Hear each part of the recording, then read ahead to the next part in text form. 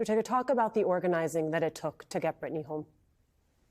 It was an effort, and I think those powerful words by Trevor Noah, I think Black women everywhere, and I certainly can say for myself, thank you. Thank you, Trevor Noah, for seeing us, for speaking truth to power about the power of Black women.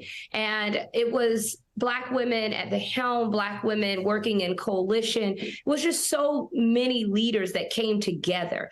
I think it's so important to speak the names, particularly the WNBA Players Association, her teammates, her agent, so many leaders, women like Angela Rye, Karen Finney, Terry Jackson. I can go on and on with so many leaders and the inspiration and love and the power of advocacy of her wife, Sherelle, and her friends like Coach Don Staley, who stayed so consistent. And it was just everyday women and Black women who lent their names, who lent their platforms to continue to say one message: we are BG, we stand with BG, and to continue to push to call for her freedom.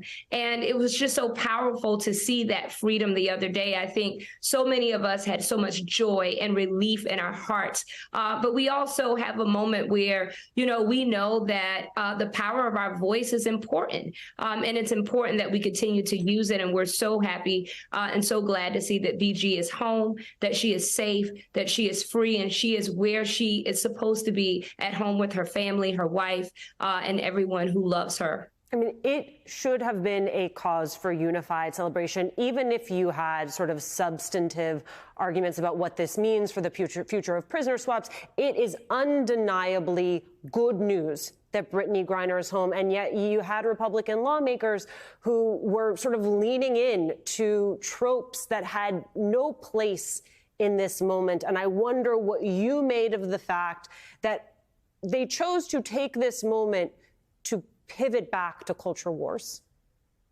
It's simply un-American to have criticism when an American who has been wrongfully detained, spent 294 years in a Russian penal colony, come home.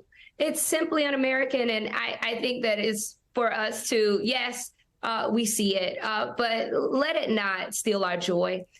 It is the American thing to do, to celebrate this American being free and being home. And we will continue to do that. And we'll continue to advocate and lift up our voices for all of the Americans that continue to be wrongfully detained. And so what I say to those that have criticisms, this is un-American. Let's just celebrate the American democracy that we have. Let us lift up this president, this vice president, this administration for doing what they set out to do, is protecting every single American on this soil and those that have been wrongfully detained. I do want to just put a fine point on what you just said by reminding everyone that you had the brother of Paul Whelan, an American still detained in Russia, responding to some of the criticism that Griner is facing, calling out Donald Trump for never mentioning Whelan's imprisonment during his presidency, but now joining those Republicans we were just talking about in chastising Biden for not bringing him home. It all is spelled out right there. Jotega, thank you so much for taking the time to be with us.